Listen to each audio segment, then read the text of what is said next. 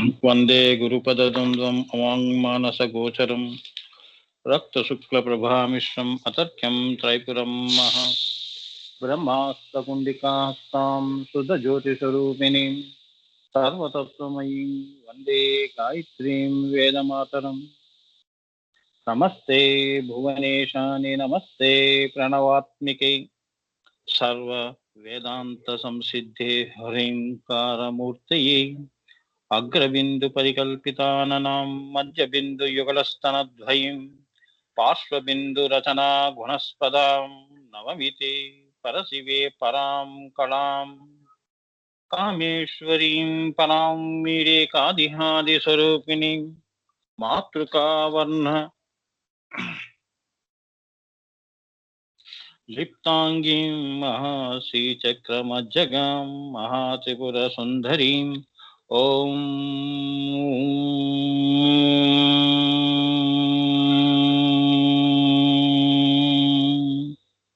ఓం హ్రీం హ్రీం హ్రీం.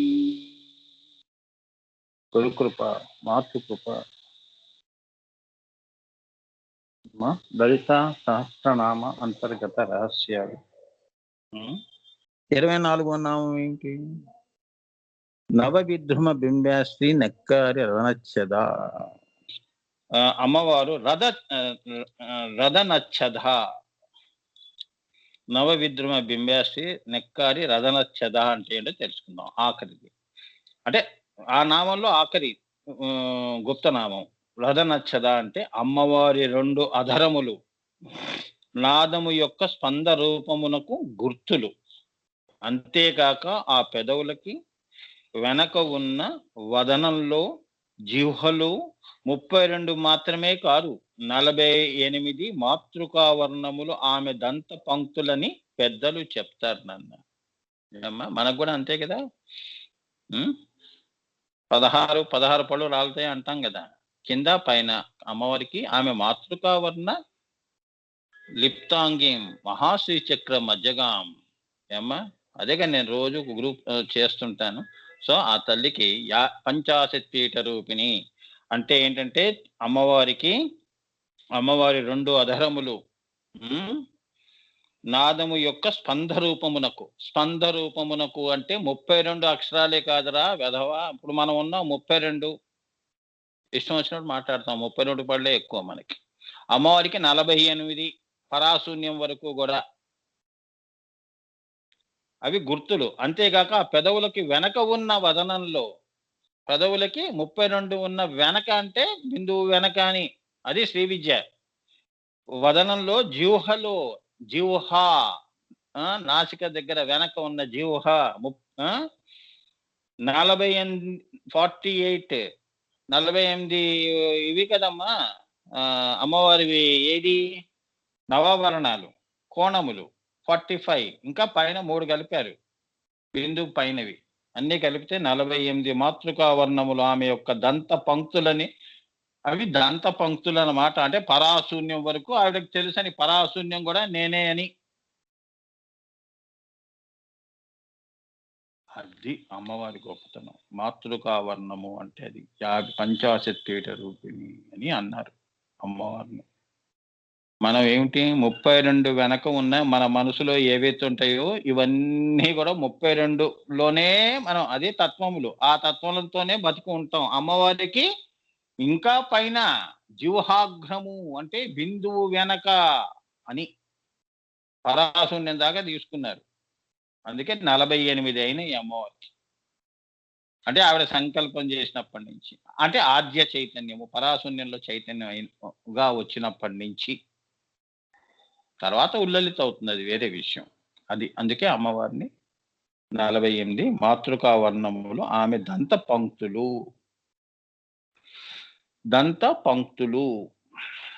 మనకి పొడవు వరుస ఉన్నాయి కదా, 16, 32. అంతేగా, అంత అందంగా ఉంటుంది అమ్మవారు. దంత పంక్తులు కానీ జిహ్వాగ్రము పైన కూడా 48 అలా ఉంటుంది. ఆ తల్లి గొప్పతనం అమ్మది. రద నచ్చద అంటే అది. అంత రచించింది ఆవిడ, సృష్టిని చెప్పింది, రచన చేసింది అని. కథ నచ్చదా అంటే సృష్టి విశ్వరచన చేసింది తల్లి. మనం ఏం చేస్తాం? రచనలు భూతాకాశం వరకే ఏదన్నా పాట గీట రాయగలుగుతాం. ఇంకేం రాస్తావు పైన? నీకు తెలిస్తే కదా రాయటానికి. ఆవిడ అంతా రాస్తుంది విశ్వరచన. 48 మాతృకా వర్ణాలు ఆ తల్లికి మరి. అవన్నీ నాదరూపంగా అమ్మవారి పెదవుల నుంచి వస్తున్నాయి అని అలా అర్థం చేసుకోండి అని. ఇప్పుడు నేను చెప్పేదంతా అదే. Any doubts? సో ముందుకెళ్ళినా ముందుకెళ్తాను. 5వ నామము. ఓకేనన్న. 5వ నామము నవాంబ. నవ ప్లస్ అంబ, నవాంబ. 9 + 9కి ఆమె అంబ అయినది, అమ్మ అయినది. ఏమిటా 9?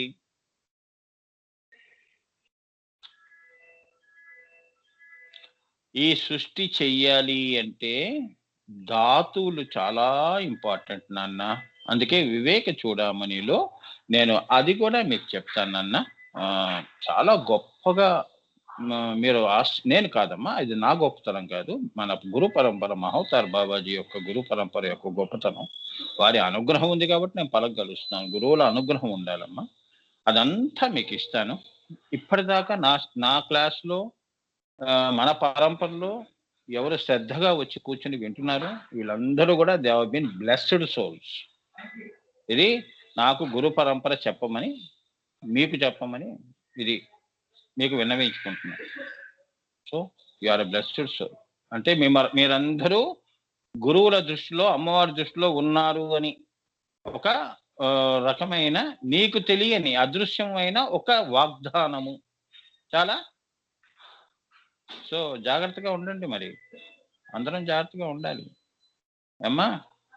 ఏది పోయినా బాధపడకూడదు, కానీ ఏది పోయిందంటే మొత్తం పోయినట్టే. అది అమ్మ దృష్టి లేదు అంటే అయిపోయింది, మనం అనాథ. గురు దృష్టి లేదు అంటే అంతే, అనాథ. అందరూ ఎలా వెళ్తున్నారో మనం కూడా అలా కొట్టుకుపోతాం. మాయలో కొట్టుకుపోతాం. మాయ అనే మహానది అది. Amazon river, Nile river. ఎవడు ఎక్కడ పోతాడో, ఏ ఒడ్డుకు చేరుతారు, ఎవరు ఎక్కడ దాకా వెళ్ళి కలిసిపోతారు, మాయమైపోతారు. మాయ చాలా ఆ మాయని ఎదురీతటం అమ్మా, ఇది గురు కృపతోనే ఎదురీస్తాం, లేకపోతే అయిపోతాం. వాళ్ళే అనాథలు. గురువు లేని గురువు యొక్క కృప లేని వాళ్ళందరూ అనాథలు. అర్థమైందా?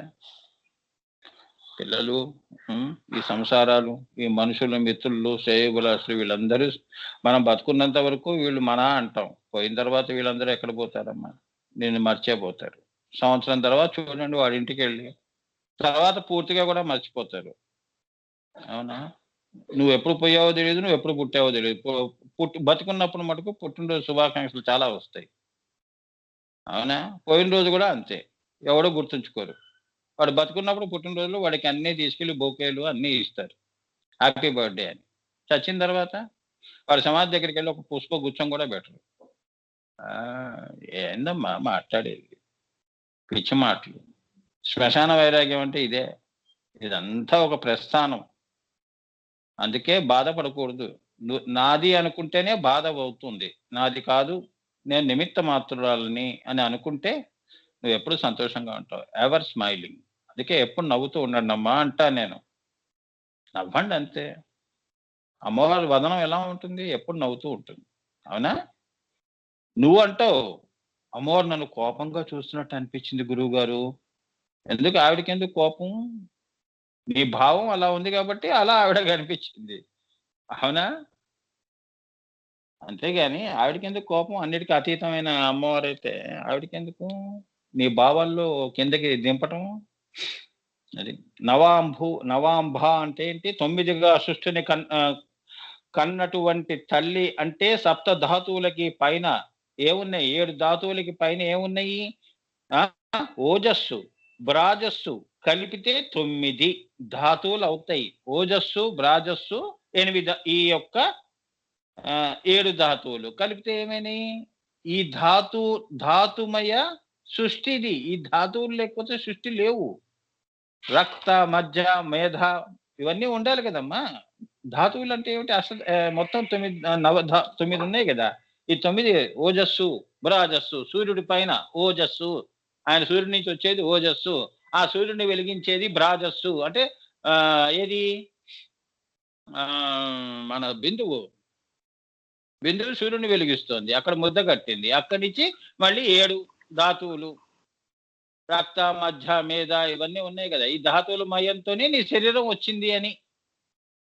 ఇప్పుడు చెప్పండి, అందుకే ధాతువులు చాలా మినరల్స్ అంట. ఇవి ఏమన్నా లోపిస్తే లేనిపోని రోగాలన్నీ వస్తాయి. అర్థమైందా? ధాతువులు అంత ఇంపార్టెంట్. ధాతువుల్ని అంత జాగ్రత్తగా చూసుకోవాలి. కాళ్ళ కీళ్ళ నొప్పులు, ఈ నొప్పులు, ఆ నొప్పులు అంటుంటారు కదా, చాలా మంది బాధలు పడుతుంటారు. ధాతువులు సరిగ్గా ఉండాలి. మినరల్స్, విటమిన్స్ ఇవి అంటారు చూడండి మాది, అది చెప్తున్నారు అమ్మవారు. నవాంబ అంటే అది. అంటే ముఖ్యమైనవి నీకు ఆవిడ చేతిలో ఉంటాయి. అర్థమైందమ్మా? ముఖ్యమైన ధాతువులన్నీ ఆవిడ చేతిలో ఉంటాయి. ఆ తల్లి దయ ఉంది అంటే 9 ధాతువులతో నీ శరీరాన్ని చక్కగా నిలుపుతుంది. అదే మంత్రపూరితం అవుతుంది, మంత్ర శరీరం అవుతుంది. నీ లోపల సూక్ష్మ శరీరం అంతా మంత్ర శరీరం అవుతుందని అమ్మవారిని ఎప్పుడు తలుచుకుంటుంటే మంత్ర శరీరం అవుతుందని. అది ధాతుమయం. మంత్రమే నీకు ధాతువుల్ని ఆకర్షించి నీ శరీరాన్ని మరి తేజోవంతుడిగా ఉంచుతాయి. ఈ యొక్క ఇప్పుడు చెప్పాను ఓజస్సు, బ్రాజస్సు అని. ఈ మొత్తం 9 ధాతువులతో కూడుకున్న శరీరం ఎవరిదైతే ఉంటుందో, అవి ఎక్కువ వాడి మొహంలో ఆ కళ ఉందో, అంటే తప్పకుండా వీడికి అమ్మవారి యొక్క ఇది ఉంది అని మనం గుర్తుపడతాం. అమ్మవారిని గుర్తు చేసుకోవాలంటే ఇది. వాడిలో నిజంగా అమ్మ అనుగ్రహం ఉందా లేదా అనేది వాడి యొక్క దాన్ని బట్టి చెప్పేయచ్చు. అమ్మా, ఇవన్నీ రహస్యాలు. నవాంబ అంటే అదమ్మా. అలానే 6వ దానికి వద్దాం నాన్న. సో లేదు నాన్న, చక్రాలకి సప్తధాతువులు కదా గురుజీ. అంతే, ఒక్కొక్కటే ఒక్కొక్క ధాతువు అమ్మా. ఇప్పుడు ఓజస్సు, బ్రాజస్సు, తేజస్సు ఇలా కిందకు వచ్చాయి. తర్వాత అణువులు, అలా అణువుల నుంచి పంచభూతములు, పంచీకృతమై నీళ్లు, పంచభూతాలు ఏమున్నాయి అవి మళ్ళీ పంచీకృతమై నీ శరీరం వచ్చింది. అండపిండ బ్రహ్మాండాలు సృష్టి జరిగింది అని. ఇవన్నీ 9 ధాతువులతో జరిగింది అని. ఆ 9 ధాతువులకి మూలము శ్రీ బిందువు అని చాలా అంత డీటెయిల్ గా చెప్పాను. ఓజస్సు, బ్రాజస్సు ఇవన్నీ కూడా నేను గుర్తు చేయండి ఎప్పుడైనా, అవన్నీ ఎలా ఉంటాయో చెప్తాను అమ్మా. చెప్తాను తెలియని కావమ్మా. ఎందుకంటే ఓజస్సు చెప్తాను. ఓజస్సు, బ్రాజస్సు, తేజస్సు ఇలా అంటారు నన్న. వర్చస్సు, నీ శరీర వర్చస్సు వరకు చాలా అబ్బా ఎంత అందంగా ఉన్నావే నువ్వు ఇవాళ అని అంటుంటాను చూడమ్మా. అంటే ధాతువులు అంత చక్కగా అవన్నీ లోపల పర్ఫెక్ట్ గా ఉన్నాయని, కోఆర్డినేషన్ లో ఉన్నాయి, అనుసంధానంలో ఉన్నాయి అన్నమాట. అందుకే ఆ అందం అలా ఆ శరీరం నుంచి. అందము అంటే ఏంటంటే లౌకికంగా 10 మంది చెప్పే ఆ అందం కాదు. వారి మాట, తీరు, ఆలోచన అన్నీ కూడా వాళ్ళ దగ్గర ఉంటేనే అదొక నందనవనంలా ఉంటుంది. అది వాళ్ళు విడిచి వెళ్ళిపోతే మనకి బాధేస్తుంది. అది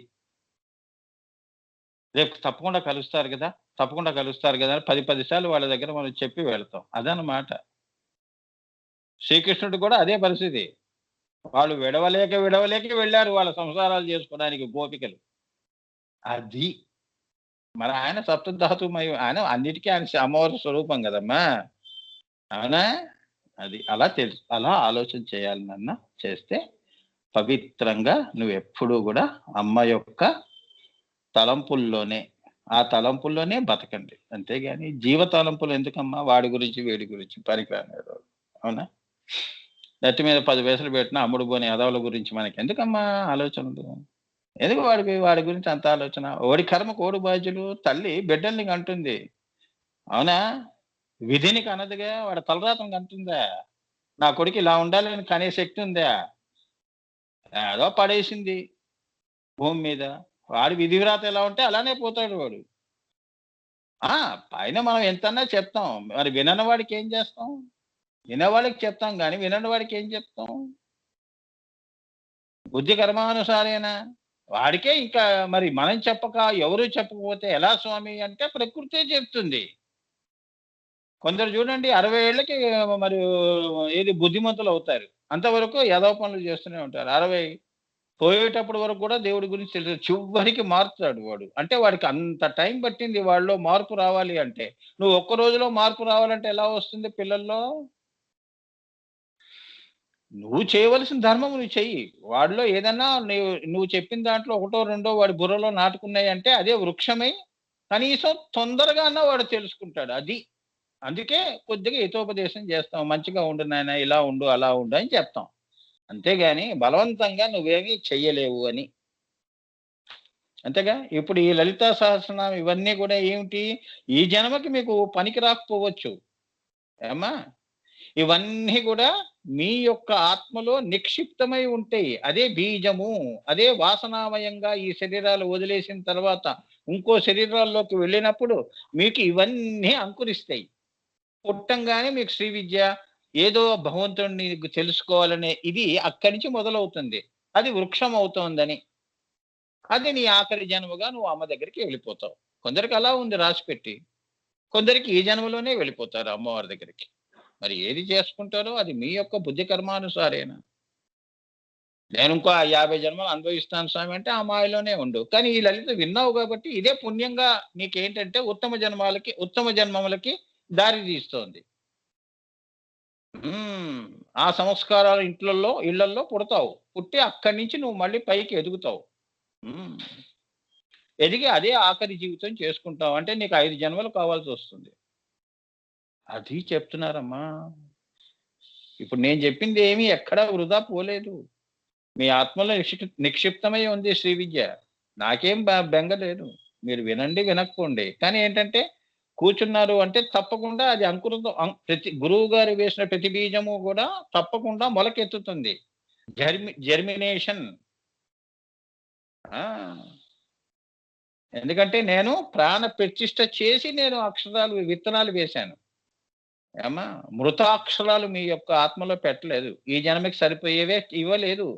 ఎక్కడ ఉన్నా మీకు అందుకే అంటారు గురువుల యొక్క ఆశీస్సులు ఎన్ని జన్మల్లో కూడా ప్రతి జన్మలో ఆయన ఉంటాడు అంటే ఇదే అర్థం. అంతేగాని ఆయన నీతో పాటు పుడతాడని కాదు. అక్షరం పరబ్రహ్మ స్వరూపం అన్నారు కదా. అక్షర రూపంలో ఉంటాడు ఆయన ఎప్పుడు. ఏమ్మా? అది నవాంబ అంటే అది. సో అలాగే పంచభూతములకు మనస్సు, బుద్ధి, జీవుడు, ప్రకృతి కలిపితే 9 భూతములు అవుతాయి. ఈ రీతిగా ఏవేవి పంచగా ఉన్నవో అవన్నీ కూడా రహస్యంగా 9తోనే ముగుస్తాయి అని చెప్తున్నారు. 5 చొప్పున ఉన్న ఈ సృష్టి అంతా కూడా అన్ని కలిపి 9లో లయిస్తాయి, కలిసిపోతాయి అని చెప్తున్నారు. పంచభూతములు, కర్మేంద్రియాలు, ఇలా జ్ఞానేంద్రియాలు అన్ని నువ్వు పంచభూతములు ఏవైతే నువ్వు అంటున్నావో 5 పెట్టుకొని ఈ 5 అంతా పోయి 9లో కలుస్తుంది అంటున్నారు. ఆ బ్రాజస్సులో కలుస్తుంది అని. అంటే బిందువులో కలిసిపోతాయి. అన్ని మహాప్రళయంలో ఏవి ఉండవు కదమ్మా. ఎందులో లయిస్తాయి? బిందువులోనే లయిస్తాయి. అవునా? చెప్పండి. అది. సో 6వ నామం దగ్గరకు వస్తున్నానన్న. ఎందుకంటే ఇంకా శ్రీ బింబము, అమ్మవారు శ్రీ బింబము అంటే ఏంటో తెలుసుకుందాం. ఏ తల్లి? శ్రీ బింబ. శ్రీ బింబ అనే శ్రీ బింబము అంటే శ్రీచక్రమే శ్రీ బింబము. అమ్మవారి ఉపాస్యమైన యంత్రమే శ్రీ బింబము. అదే అమ్మవారి యొక్క మూర్తిని ఉపాస్యముగా చేసినట్టిది. శ్రీచక్రమే శ్రీ బింబం అమ్మ. అంటే అమ్మవారి యొక్క ఉపాస్యమైన యంత్రమే శ్రీ బింబము. అమ్మవారు అందుకే మనకి చిత్తగ్నికుండ సంభూత దేవకార్య సముచిత దేవతలందరూ అంటారు కదా, అమ్మ మాకు ఒక గుర్తునివ్వమ్మా, నేను గుర్తు పెట్టుకుని ఉపాస్యం చేసుకుంటాం, మూర్తినివ్వు. ఇప్పుడు మీరు అడుగుతుంటారు కదా, గురువు గారి ఫోటో ఉందా, బాబాజీ ఫోటో ఉందా అని నన్ను వచ్చి అడుగుతుంటారు అందరూ. అలా దేవతలు కూడా అడిగారు అమ్మవారిని. అడిగితే అప్పుడు శ్రీచక్ర రూపంలో ఆవిడ చిత్తగ్నికుండ సంభూత దేవకార్య సముద్యత, చిత్తగ్నికుండం నుంచి స్వయంభుగా ఆవిడ అవతరించింది. ఈ శ్రీచక్రమే పెట్టుకుని నా ఉపాస్యమైన రూపము శ్రీచక్రము కాబట్టి ఇది పెట్టుకుని పూజ చేసుకుని తరించండి అని చెప్పిందని. అది అమ్మవారి మూర్తిని ఉపాస్యముగా చేసినట్టిది. అంటే కరుణతో, దయతో, జాలితో తన బిడ్డలకి అవునా? తల్లి ఎలా ఉంటుందో తెలియాలి ఎదవలకి, పిల్లలకి పాపం వీళ్ళు తల్లి ఎలా ఉంటుందో తెలీదని చెప్పి మరి మూల ప్రకృతి కదమ్మా! ఇదిగో నాన్న నేనిలా ఉంటాను. అమ్మగా నీలో ఉంటాను. నన్ను పెట్టుకొని నన్ను అర్చించుకుంటూ ఉండు. దేవత పిపిలికాది బ్రహ్మ పర్యంతము కూడా అందరూ అమ్మవారి యొక్క శ్రీచక్రం పెట్టుకొని అలా ఉపాస్యం చేసుకుంటూ, అనుపాస్యం చేసుకుంటూ వెళ్ళి అమ్మవారిలో కలుస్తున్నారు అని దీని అర్థం. శ్రీబింబము అంటే అంటే ఏంటంటే ఈ శ్రీచక్రం అంతా కూడా అమ్మవారి యొక్క బింబారూపము. ఇప్పుడు నువ్వు ఎలా ఉన్నావో ఎండలో నీ నీడ ఎలా పడిందో అలా పడిన శ్రీచక్రం ఇది. అదే మహామాయ. ద్వైతం ఉంది కాబట్టి నేను, నీవు అనేది ఉంది కాబట్టి తనని తాను రెండుగా విభజించుకున్నది. రెండుగా విభజించుకోవటం అంటే తన భావాన్ని బయటికి చూపించింది. అదే శ్రీచక్రము అని. అదే సృష్టి. అదే నువ్వు, నేను ఈ సర్వ సృష్టి అని. 7వ నామము నాన్న వన మదన. వన మదన నవ విద్రుమ బింబాసి నక్కారి అదనచ్చద. వా నవలో వా తీసుకున్నారు. నవలోనే మళ్ళీ తిరగవేస్తే ఏంటి? వన. నవ వన. తిరగేయండి అక్షరాలు. వనము. ఈ 9లో తిరిగే కదంబము వనవాసిని అంటే ఇది. ఈ 9లో తిరిగే చైతన్యము. అమ్మవారు చైతన్య స్వరూపిణి కదా. నీ యొక్క వెన్నముకలో కూడా తిరుగుతోంది సెరిబ్రో స్పైనల్ ఫ్లూయిడ్. అదే నీ కుండలిని శక్తి. జాగృతం అంటే అది. అలా ఈ నవ వన. సో వన మదన. మదన ఆ అక్షరాలు తీస్తే ఈ వన మదన అనే అక్షరాలు బయటికి తీయండి. అదొక నామము. తీయండి బయటికి. ఆ నామంలోంచి తీస్తే మీకు ఇది వస్తుంది చూడండి. 7వ నామం వన మదన వచ్చింది కదా. టిక్ చేయండి. ఇప్పుడు అదేంటో చెప్తాను ఇప్పుడు నేను. ఆ వర్క్ చేస్తూ ఉండాలి నాతో పాటు. చేస్తుంటే చూడు, listening makes of man, writing makes full man. గుర్తుంచుకోండి ఎప్పుడు జీవితంలో మీ గురువు గారు ఇచ్చే సందేశం. ఊరికే వినటం కాదు, దాంతో పాటు నువ్వు వర్క్ చేస్తుండాలి. గురువుతో పాటు నువ్వు కూడా పని చేయాలి. గురువు ఒక్కడే పని చేస్తాడా? నువ్వు చూడటానికి కూర్చుంది. నువ్వు కూడా ఆ నామం తీయాలి. ఏం చెప్తారు గురువు? నవవదన. ఇది హోంవర్క్ నాన్న. చెయ్యాలి. వయసుతో నిమిత్తం లేదు. అమ్మవారి దగ్గర అందరూ చిన్నపిల్లలమే. ఎవడు పెద్దవాడు కాదు, ఎవడు చిన్నవాళ్ళు కాదు. అందరూ తెలియని వాళ్ళమే. తెలియని వాళ్ళందరూ పిల్లలతో సమానం. అందుకే అమ్మవారి దృష్టిలో మనందరం కూడా పిల్లలమే. పండితులే చెప్తారు. ఆది శంకరాచార్యుల వారే అమ్మ అన్నాడు. నువ్వంటానికి ఏమైంది? మనం అవును, మనకేం తెలుసని అమ్మవారి గురించి. సో రైటింగ్ మేక్స్ ఆఫ్ అది ఫుల్ మ్యాన్. నువ్వు చదువుకుంటూ పోతే నువ్వు సగమే వ్యక్తిత్వం వస్తుంది. రాయటం కూడా మొదలు పెడితే పూర్తి వ్యక్తిత్వం అమ్మవారి ఇస్తుంది. అది గురువులు మాట తిరుగులేదు నాన్న. అందుకే మనకి ఇవన్నీ చెయ్యం కాబట్టి మనకి అమ్మవారు పలకదు. ఎందుకు పలుకుతుంది? నీ ప్రతి పూజకి పలుకుతుందా ఏంటి? ఆడికి అదే పనా ఏంటి? నువ్వు కూర్చున్నావంటే ఆమె వచ్చి కూర్చుంటుందా ఏంటి? ఆవిడకి అవసరం లేదు. చెయ్యి. నా యొక్క చూపులో ఉన్నావులే, వెళ్ళు చెయ్యి. 10 జన్మలు చెయ్యి చూద్దాం. 11వ జన్మలో నేను అనుగ్రహిస్తా అంటుంది. ఏం చేస్తావు అప్పుడు? ఆవిడకి ఏమింది? ఉన్మేష నిమిషోత్పన్న విపన్న భువనావళి. నీ యొక్క జీవితం, నీ పూజలు ఎంత ఆవిడ యొక్క కాలంలో? నువ్వెంతమ్మా? అంటే నువ్వంటే నేను, నువ్వు, ఈ సృష్టి మనందరం అంటుంటాం గొప్పగా అంత చేశాం ఇంత చేశాం అని. ఏం చేసావు? ఏమీ చేయలేదు. నమస్కారం కూడా సరిగ్గా చేయలేదు. సాష్టాంగం కూడా సరిగ్గా చేయలేదు. ఆత్మ నమస్కారం సమర్పయామి. ఆత్మతో కూడా నమస్కారం చేయలేదు. అక్షరాలతో చెప్పేశాం అంతే. ఆత్మ నమస్కారం సమర్పయామి. ఎందుకంటే మంత్రంలో అలా ఉంది కదా స్వామి. నేనన్నది ఆత్మ నమస్కారము. అంటే ఆత్మలో ఉండు, నీలో నీ ఉంటూ అదొక నమస్కారం సమర్పించు. చేతులతో కర్మలతో చేసే ఒక నమస్కారం, మనసుతో చేసే మనసా వాచ కర్మన ఒక నమస్కారం. నేను ఎందుకు పుట్టాను? కారణ నమస్కారం. తర్వాత ఈ 3 నమస్కారాలకి అతీతంగా ఉన్న తల్లి ఆత్మ నీవే. అంటే నీకు ఆ ఆత్మ నమస్కారం సమర్పిస్తున్నాను అని. అంటే ఆత్మార్పణము చేస్తున్నాను అని. ఎవరు చేస్తున్నారు నమస్కారం? లయంలో అని ఆ స్థితిలో తలుచుకుని నీలో కరిగిపోతున్నాను, కలిసిపోతున్నాను అనేది నమస్కారం అన్నమాట. అంత అంకిత భావం ఉండాలి నమస్కారంలో కూడా.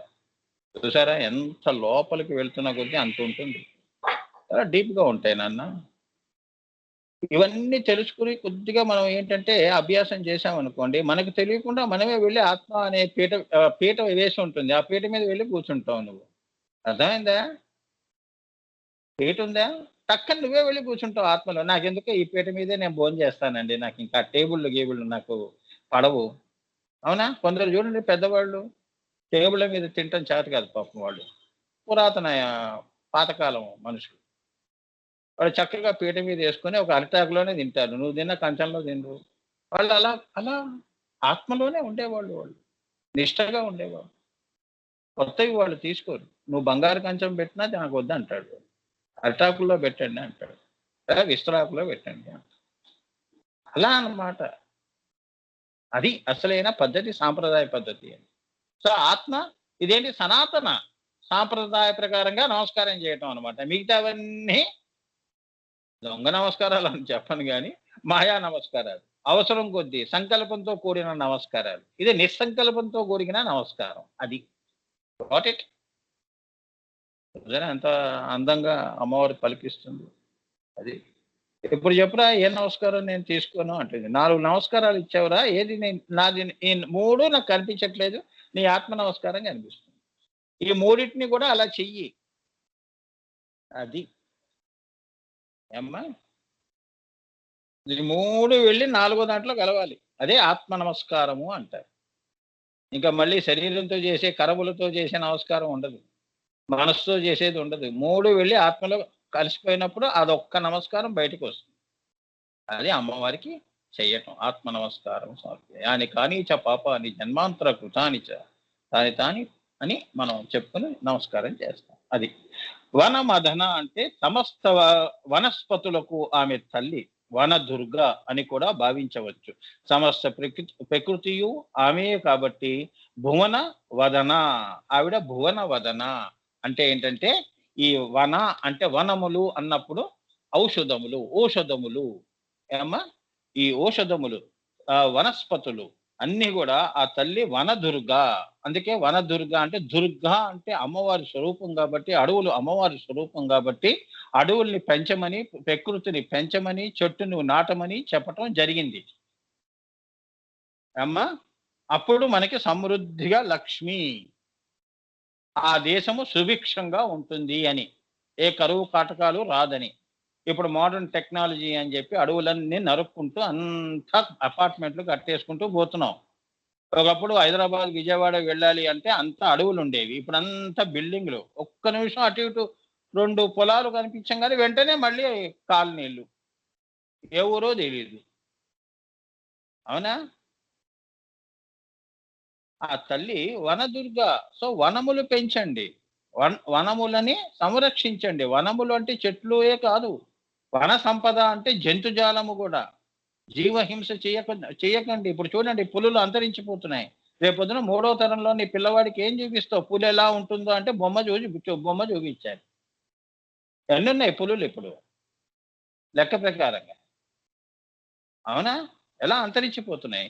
సింహాలు rarest of the rare species. అలానే వనాలు కూడా, ఔషధాలు చెట్లు అన్ని నరికేసుకుంటూ పోతే మనకి ఇటువంటి కరోనా టైంలో ఏ చెట్టు మందు నీకు పసరు నీకు ఇవ్వాలి?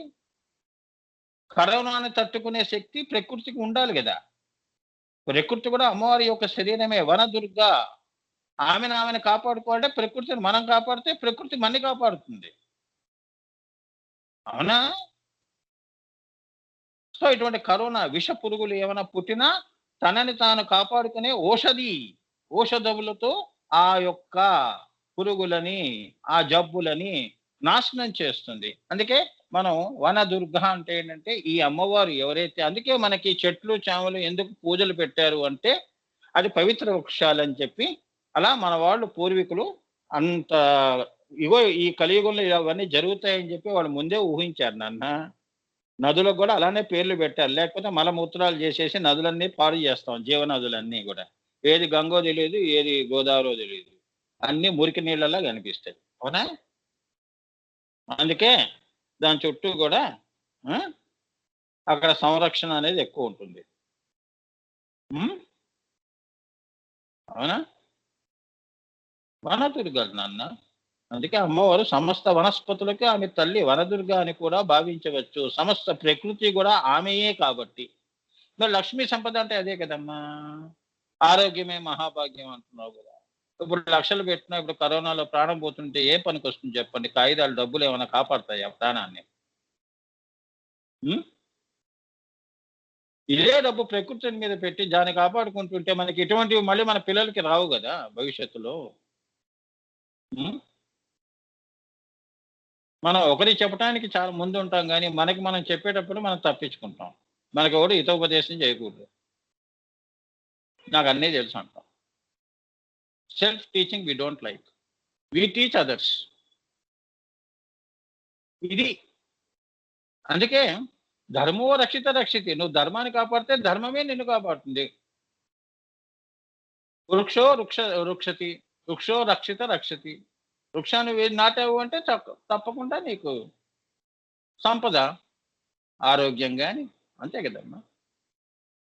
శాంతి, మనశ్శాంతి, ఆందోళన లేకుండా జీవితం సాఫీగా వెళ్ళిపోతూ ఉంటుంది. కావలసినప్పుడు ఔషధులు, చెట్లన్నీ నాటు. తులసి చోటు చుట్టూ ఎందుకు తిరగమన్నారు అంటే, తులసిలో ఉన్న సైంటిఫిక్‌గా చూస్తే అది చాలా గొప్ప చెట్టు. ఎన్నో జబ్బుల్ని నయం చేసేది. హ్మ్. తులసి నీళ్ళు అందుకే గుళ్ళల్లో ఎందుకిస్తారు?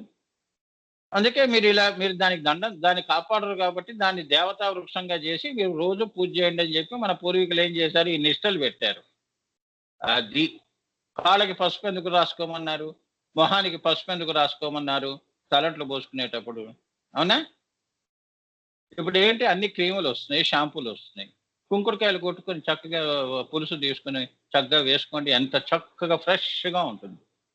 మంచి కమ్మని నిద్ర పడుతుంది మధ్యాహ్నం. సాయంత్రం చూడండి మొహం ఎంత వెలిగిపోతుందో.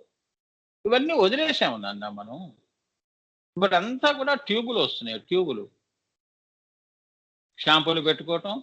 ఆ జుట్టంతా కూడా ఏమైపోతుంది? నిర్వీర్యమైపోతుంది. పల్చగా అయిపోతుంది. పూర్వం ఎలా ఉండేది చూడండి. వాళ్ళు ఒక పద్ధతిగా బతికారు నాన్న. అందుకే వాళ్ళు ఇప్పుడు కూడా ఆ ముసలి వాళ్ళు చూడండి ఆ జుట్టు వాళ్ళది ఎంత తెలుపైనా కూడా అంత గట్టిగా ఉంటుంది. కుదుళ్ళు అంత గట్టిగా ఉంటాయి. మనవన్నీ కెమికల్స్, రసాయనాలు. ఆ! బ్రెయిన్‌కి సంబంధించిన లోపల దాకా వెళ్లి కూడా ఒక్కొక్కసారి మన బ్రెయిన్ కూడా డ్యామేజ్ చేసి కాన్సంట్రేటెడ్ కెమికల్స్ అవి. ఫేస్ క్రీమ్స్ కూడా అటువంటివే. చాలా డేంజరస్ ఫేస్ క్రీమ్స్ అవన్నీ. యవ్వనంలో ఉన్నప్పుడు మనకి తెలియకుండా మనకి దాని మీద సరైన అవగాహన లేకుండా ఎలా పడితే అలా మనం కొనేసేసుకొని చీప్‌గా వస్తున్నాయని 10 ట్యూబులు ఇండ్లల్లో తెచ్చేసుకొని మొహాలకు పూసేసుకొని ఆ! ఆ యవ్వనం అంతా కూడా గొప్ప కోసం నేను అందంగా ఉన్నానని చూపించడం కోసం తిరిగాం. చివరికి అవి ఏమైపోయినాయి ఒక వయసొచ్చిన తర్వాత అవన్నీ ఏమైనా తిరగబెట్టాయి. రోగం కూడా అలానే తిరగబెడుతుందమ్మా. ఆ స్కిన్ అంతా ఏమైపోయింది బ్లాకిష్ అయిపోతుంది. నలుపు రూపంలోకి వెళ్ళిపోతుంది. ఆ! కొందరు చూడండి ఎంత బ్లాక్‌గా ఉంటారు. ఇటువంటివే ఇలా చేసి మనకు తెలియకుండా జబ్బులు ఎలా వస్తాయంటే ఇలానే వస్తాయి. సరైన అవగాహన ఉండాలి. అందుకే మనకి తెలీదు కాబట్టి పూర్వీకులు ఋషులు ఏం చేశారంటే, ఒక సాంప్రదాయబద్ధంగా స్నానం చేయటం, భోజనం చేయటం, ఎలా పడితే అలా తినొద్దు గదా! అవునా? భోజనం చేసే ముందు అవి ఇవి తినకూడదు. చిరుతిళ్ళు తినకూడదు. అవునా? ఒక గ్యాప్ ఇవ్వాలి. అవునా? అంత నిష్టలు పెట్టారు. అప్పుడు నీకేంటంటే ధ్యానము చేయాలన్నా, యోగము చేయాలన్నా గూడా నీ శరీరం ఎప్పుడు గూడా బ్యాలెన్స్‌డ్‌గా ఉంటుంది. అప్పుడు నీకు దైవానుభూతి చాలా తొందరగా వస్తుంది. అలానే నువ్వు జీవన్ముక్త గూడా అవుతావు అని అక్కడి నుంచి వాళ్ళు ఇన్ని సాంప్రదాయాలు పెట్టారమ్మా అని. ఇది ఆహ్, వ నవ వనమదన అంటే అది అర్థం. ఇప్పుడు నవాశ్రీ ఎనిమిదవ నామం నాన్న నవాశ్రీ అంటే ఏంటో తెలుసుకుందాం. ఏమ్మా? బంగారు తల్లులు మీరందరూ అమ్మవారి స్వరూపాలు బంగారు తల్లులమ్మ. అమ్మవారి చుట్టూ ఉన్న దేవతలు మీరు.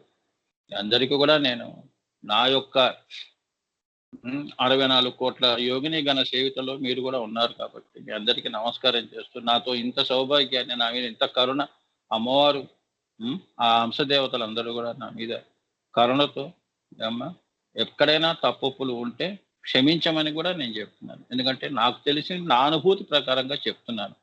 అంతేగాని నేనేమి పాండిత్యము హ్మ్. నేనేమి తెలీదమ్మా. అంత పాండిత్యంలో నేను అంత గొప్పవాడిని కాదు. కానీ అనుభూతి గొప్పది కాబట్టి పాండిత్యం జ్ఞానం వరకు పాండిత్యం నాన్న. దాని పైనది అనుభూతి. ఏమ్మా? బ్రాజస్సు లేకపోతే ఆ ధాతువులన్నీ ఎక్కడున్నాయి? ఆ బ్రాజస్సులో నన్ను ఉంచారమ్మా. అందుకే అది నా సౌభాగ్యంగా భావిస్తాను. మీ అందరూ కూడా అమ్మవారి యొక్క ఆశీస్సులు పొందిన వాళ్ళు కాబట్టి మీకు చెప్పడం వల్ల ఆనందం మీకంటే ముందు నేనే ఎక్కువ పొందుతున్నానని చెప్తున్నాను. ఇప్పుడు 8వ గుప్తనామము నవాశ్రీ. 9కి శ్రీ ఆవిడ. అన్ని కలిపితే శ్రీ. శ్రీకారం చుట్టింది. 9 పెట్టుకుని శ్రీకారం చుట్టింది. నవాలను మనసులో పెట్టుకుంది. ఏమిటి?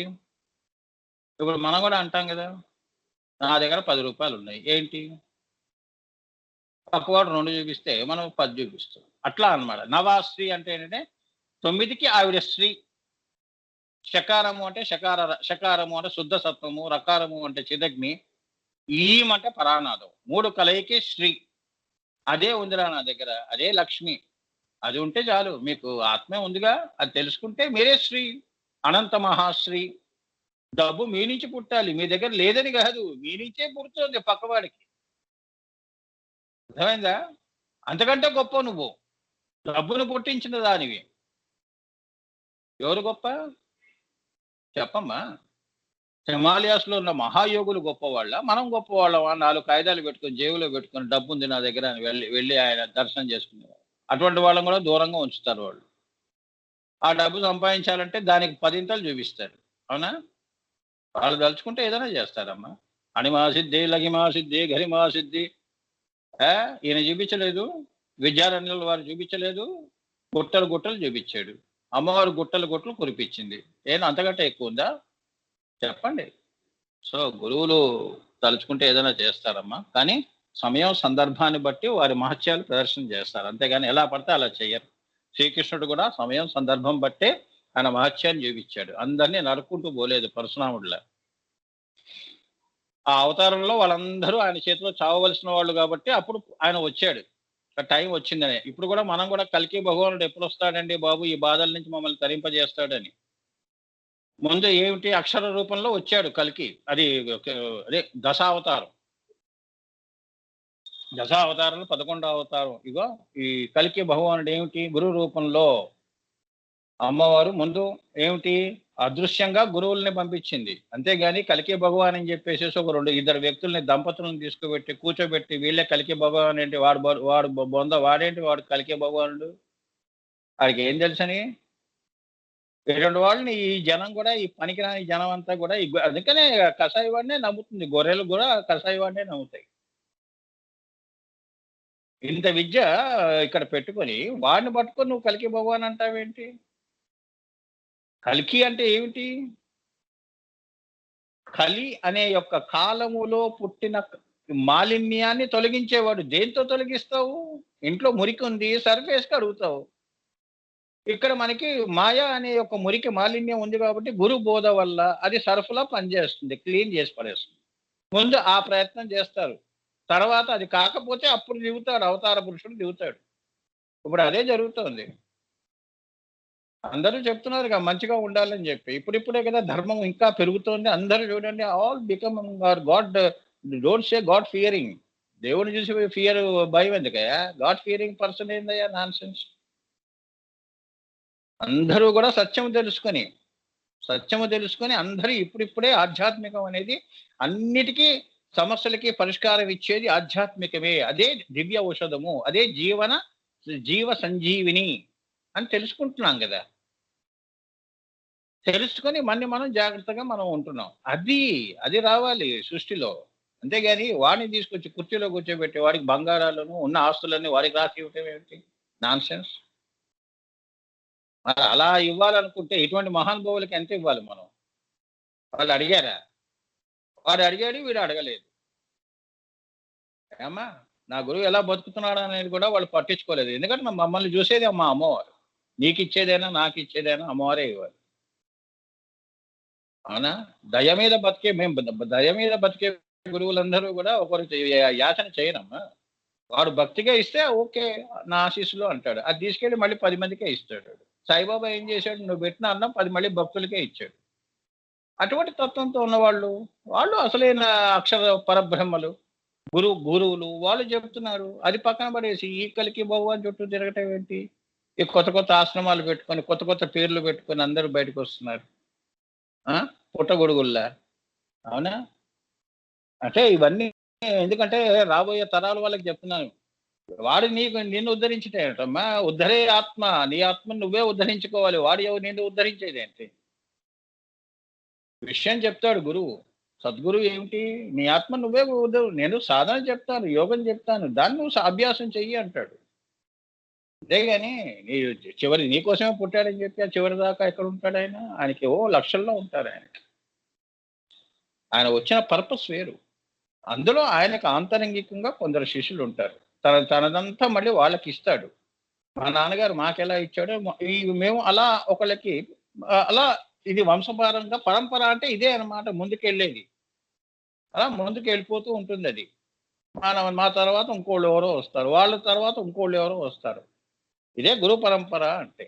అంతేగాని ఈ మధ్యలో పుట్టగొడుగులు పుట్టుకొచ్చిన వాళ్ళందరూ క్రియాయోగం చెప్తాము. బాబాజీ మాకు దర్శనం ఇచ్చాడు. ఎందుకు ఇస్తాడా? ఆయన పని పాట లేదు బాబాజీకి. ఎందుకు కనిపిస్తున్నాడు? నాన్నగారు చూడండి ఎంత కష్టపడితే ఆయన దర్శనం అయిందో. ఎలా పడితే అలా కనిపించాడు. నాన్నగారే చెప్పారు. ఆయన తలుచుకుంటే ఆయన నీకు ఇస్తాడురా. నువ్వు తలుచుకుంటే ఆయన ఎందుకు పలుకుతాడు? Don't say that I have seen Babaji. Babaji is అదృశ్య. నాసదీయ. ఆయనకు అసలు రూపం లేదు, ఆకారం లేదు. ఆయన తలుచుకుంటే ఏదైనా రూపం తీసుకుంటాడు అమ్మవార్లు. ఆయన పట్టుకొని నాకు కనిపించాడంటే ఏంటి? ఆయన ఇక్కడ పుట్టాడు, అక్కడ పుట్టాడు, ఇది తిన్నాడు, అది తిన్నాడు, నాతో గంటలు గంటలు సంభాషణ చేశాడు. ఆయనకి ఇంకో పని లేదా? నువ్వే దొరికావా? అన్నీ ఆ గురు పరంపర శంబల అంతా వదిలేసి నీ చుట్టూ తిరుగుతున్నారా? ఎవరిని మభ్యపెట్టాలని? అంటే నువ్వు దేనికోసం చెప్తున్నావు? నీ గొప్ప కోసం చెప్తున్నావా? నాకు బాబాజీ కనిపించాడని. నీకేమైనా సన్మానం సత్కారం చేయాలా? కనిపిస్తే గొప్ప ఏముంది? అది ఆ వినయం నేర్చుకోవాలి నాన్న. అసలు ఆ కోరికే ఉండకూడదు. ఆయన నాకు కనిపించినవి. నేను ఎప్పుడు అమ్మవారిని కనిపించమ్మా నేను ఎప్పుడు అడగలేదు నేను. కానీ ఆవిడ ఎప్పుడు నా చుట్టూ తిరుగుతుంది. మరి ఆమె రూపంలో అంశదేవతలు తిరుగుతూ ఉంటారు. ఎప్పుడు గజ్జల శబ్దం వినిపిస్తూనే ఉంటుంది పడుకునే చోట. నాకు తెలుసు వాళ్ళు వచ్చి వెళ్తున్నారు. ఆ వాసనలు కూడా అలానే ఉంటాయి. వేరుగా ఉంటాయి. ఇవన్నీ మేము చెప్పుకుంటున్నావా? ఒకరి కోసం చెప్పాలి నాన్న. అంటే నాకు వచ్చాయని కాదు. మీకు కూడా రేపు పొద్దున వస్తే మీరు కూడా అలానే గురువుల్లా ఉండండి అని నేను చెప్తున్నాను. అది ఆఖరికే చెప్పేది. ఏమి తెలియనట్టు ఉండండి. అవధూతల్లా ఉండండి. అది. అమ్మా నవాశ్రీ 9 యొక్క సౌభాగ్యమును కలది. నవాశ్రీ అంటే ఏంటంటే మన సంపదలన్నీ కూడా 9. ఏమ్మా 9 యొక్క సౌభాగ్యము కలది. శ్రీచక్రంలో బహుదా ఉన్న సంఖ్యలను కూడి ఏక సంఖ్యగా చేస్తే అన్ని 9 వస్తాయని దీని అందలి రహస్యము. శ్రీ విద్యారత్నమాల్లో ఇవన్నీ కూడా 9 అన్నదాన్ని నిరూపించబడినది. నవో నవో భవతి. అది శ్రీ విద్యారత్నమాల చదవండి అన్న. రత్నమాల గురువు గారు రాసిన పుస్తకం కొనుక్కొని చదువుకోండి అన్న. ఏమ్మా ఎప్పుడైనా మన పరంపరకు వచ్చి మేమందరూ వద్దురు కానీ పరంపరకి పిలిపిస్తాను అన్న మిమ్మల్ని అందరినీ. చక్కగా ఒక సమావేశం చేద్దాం అన్న. చేసి చక్కగా మన అందరం కూడా అన్ని కావాల్సినవన్నీ తీసుకుందరు కానీ అలానే అమ్మవారిని కూడా దర్శనం చేసుకుందరు కానీ గురువు గారి పాపం శ్రీ విద్యారత్నమాల్లో ఈ 9 అని నిరూపించారు నాన్న. మళ్ళీ నేను ఇక్కడ మళ్ళీ చెప్పడం అంత ఆవశ్యకత లేదు నాన్న. ఆ పుస్తకంలో ఆయన ఇంకా బాగా చెప్పాడు. మనిషి అయినా కూడా అమ్మ జీవుడు ఎన్ని కోరికలు ఉంటాయి చెప్పండి? 8. ధాన్యలక్ష్మి దగ్గర నుంచి అవునా, సంతాన లక్ష్మి, ఇలా ఈ లక్ష్ములు ఉంటారుగా. మనకు ప్రత్యేకంగా దీని మించి ఇంకేం కోరికలు లేవు కదా. 9వది ఏమిటి? ఇవన్నీ లక్ష్ములు అనుభవించి అమ్మవారిలో 9 బిందువులో కలవాలి స్వామి. విద్యాలక్ష్మి అవునా, విద్య వల్ల నీకు 9 ప్రాప్తిస్తుంది అవునా. అది సో ఈ 8 కూడా అష్టలక్ష్ములు కూడా కలిపితే బిందువు. ఆ బిందువుని తెలుసుకోవటమే నవాశ్రీ. అమ్మా ఈ 9 యొక్క శ్రీ విద్య అంతర్గత రహస్యాలు దీన్ని పిండితే వచ్చేదే ఆ యొక్క శ్రీ. అందుకే శ్రీ బిందువు. అమ్మా రాముడు అంతవరకు మనం ఉట్టి రాముళ్ళం, వనవాసం చేసేవాళ్ళం. నవదుర్గలు, నవలక్ష్ములు, అష్టలక్ష్ములు కోరికలతో పెట్టుకుని తిరిగాం. 9వది ఏమిటి? పట్టాభిషక్తం కావాలి నువ్వు, పట్ట మహిషి కావాలి నువ్వు అవునా. ఎక్కడ అవుతావు? బ్రహ్మకచ్చంలో అవుతావు. అది విద్యాలక్ష్మి సరస్వతి. అవునా? సో ఇన్ని సంపదలు ఇవన్నీ కూడా శ్రీచక్రంలో అంతర్గతంగా ఉన్నాయి కాబట్టి, కలిసి ఉన్నాయి కాబట్టి ఇవన్నీ నువ్వే ఏరుకోవాలి. ఇవన్నీ పుష్పములు, ఇవన్నీ రత్నములు, నువ్వే వేరుకోవాలి నాన్న. ఇది ఎవరు చెప్పరు అమ్మా, ఎవరు చెప్పరు. ఇది నీ అంతటి నువ్వు తెలుసుకుని నువ్వు ఈ 9 లక్ష్ములు అష్టలక్ష్ముల్ని ప్రసన్నం చేసుకుని 9వది అమ్మవారు బిందువు దగ్గరికి వెళ్ళాలి. ఏమా అంతే కదా, మన జీవితంలో కూడా అంతే కదా. పుట్టినప్పటి నుంచి 9 మనం 9లోనే 8లోనే బతికాం కదా. భోజనం చేసాం. అవునా? ధాన్యలక్ష్మి ఇలా పాటలు కూడా ఉంది కదా. విద్యాలక్ష్మి, సంతానలక్ష్మి, గజలక్ష్మి ఇలా ఉన్నారు కదమ్మా అమ్మ వాళ్ళందరూ. ఇవన్నీ దీన్నే కర్మ. ఇది మనది.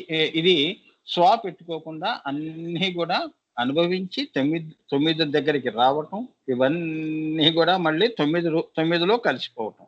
నవాశ్రీ అంటే అది. అంటే 9 తనలో పెట్టుకుని ఉన్నది నవశ్రీ. ఏమా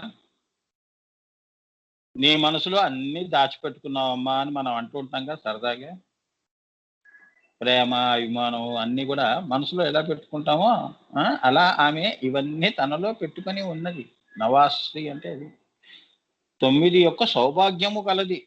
నువ్వు కింద భూమి మీద నువ్వు ఏది కోరినా కూడా అక్కడి నుంచి రావాలని. నువ్వు లక్ష్మి కావాలంటే లక్ష్మీ అమ్మవారి యొక్క ప్రతిమ పెట్టుకొని లక్ష్మీ పూజ చేయాలి. సంతానము కావాలి అంటే సంతాన లక్ష్మీ అమ్మవారి యొక్క ఇది. ఆవిడ ఎన్నో రూపాలు. సంతాన గోపాల స్వామి అన్ని సంతాన లక్ష్మి అమ్మవారి చేతిలోనే ఉంటాయి. ఏ రూపంలో నువ్వు, పురుష రూపం కానీ స్త్రీ రూపం కానీ. అర్థమైందా? అది నవశ్రీ అంటే. సో 9 నాన్న, 8 అయిపోయింది. బింబ నవం. అయ్యో కలదా కనిపిస్తుంది. బింబ నవము ఏంటో చూద్దాం. అది నవవిద్రమ బింబాశ్రీ నక్కారి రథనక్షర కదా. సరే, నామం. అందులో అమ్మవారు ఏమవుతోంది? బింబ నవం.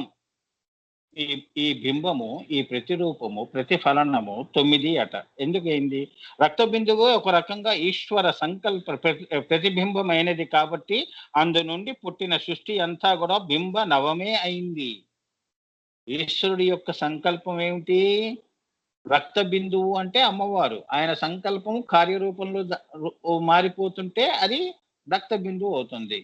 సంకల్పంగా ఉంటే శ్వేత బిందువు అవుతుంది. ఓకే, అది. సో అప్పుడు ఆమె రక్త బిందువు కాబట్టి ఒకే రకంగా ఈశ్వర సంకల్పము ప్రతిబింబమైనది.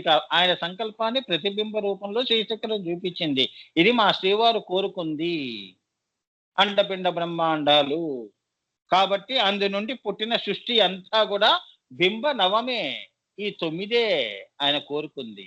10, 11, 12, 13 ఇవన్నీ కూడా ఈ 9 నుంచే రావాలి. మళ్ళీ దానికంటూ ప్రత్యేకమైన ఉనికి లేదు. అదే మాయా విస్తరణ అంటారు.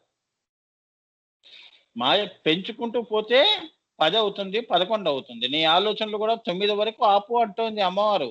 10 అనేది పెట్టుకోకు. 10 పెట్టుకున్నావంటే మాయలో పడతావు. అది మళ్ళీ ఒకటి తీసుకొచ్చావు, 0 కలిపావు, ఒకటి తీసుకొచ్చావు, ఒకటి తీసుకొచ్చి 11 అన్నావు, 12 అన్నావు, 13 అన్నావు, ఇలా అనేకంగా వెళ్ళిపోతావు మాయలో. మాయని విస్తారణ చేయకూడదు, మాయని సంకుచితం చేయాలి. 9, 8 నేను 8లోకి రావాలి. 7లో అష్టమి చంద్ర విభ్రాజ దైకస్థల శోభిత, మళ్ళీ 7లోకి రావాలి, 5లోకి రావాలి. పంచభూతాల్ని జయించాలి. 4 దిక్కుల్ని జయించాలి. 3 త్రిపుటి భంగం చేసుకో. ఇట్లా నువ్వు 2, 1 అలా వెళ్ళిపోవాలి నువ్వు అని చెప్తున్నారు. నవాశ్రీ అంటే ఇది. 9 పెంచుకుంటూ అమ్మవారు 9 పెంచింది కాబట్టి ఇన్ని ఆలోచనలు, ఊహలు మనకి. ఇందులో ఏమున్నాయి? 9 ఉంటాయి. నీలో కూడా 9 ఉంటాయి. కానీ దాన్ని పెంచితేనే ఇంత సంసారం అయింది మనకి. మాయ పెంచుకున్నాం కదా. ఇప్పుడు అర్థమైందా? అందుకే నిన్ను 9లో పెట్టింది కాబట్టి ఆ 9లో నుంచే మళ్ళీ వెనక్కి వెళ్ళిపో. అది యోగము. 9 దాటావు అంటే వియోగము. బాధపడతావు, అయ్యో అంటావు, బాధపడతావు. మరి యోగంలోకి వెళతావా, వియోగంలోకి వెళతావా? అదే అష్టమి చంద్ర విభ్రాజ దళిక స్థల శోభిత అంటే. ముందుకెళ్ళావు అంటే పెంచుకుంటూ పోతే మాయ పెరుగుతుంది. 16 దగ్గర ఆపురా అంటుంది. కళలు అంతవరకే అని. ఇంకా మళ్ళీ దాన్ని ఇంక పెంచేది లేదు. అక్కడికే పూర్ణ జ్ఞానం ఇచ్చేస్తుంది అమ్మవారు. బిందువు నవాశ్రీ అంటే బిందువు దగ్గర బిందువు నుంచి ఈ కింద వరకు ఏవైతే ఉన్నాయో ఈ ప్రస్థానంలోనే నీకంతా తెలిసిపోతుంది. శ్రీ అనేది తెలిసిపోతుంది. మళ్ళీ వెనక్కి వెళ్ళిపోతావు. అదే నీ యోగం. యోగవంతుడు అంటారు. అదే యోగం వారికి కలిగిందండి అని. ఇదే శ్రీ విద్య. నువ్వు ఈ విద్య అంతా తెలుసుకోవటం, శ్రీ గురించి తెలుసుకోవడం అంతా విద్య. బిందువు నుంచి భూపరాజ రేఖల వరకు తెలుసుకొని మళ్ళీ ఇక్కడి నుంచి ఈ జీవుడు మళ్ళీ పైకి ప్రస్థానం చేయాలి. అది మాయలో పడకుండా, మాయను పెంచకూడదు. ఏమ్మా?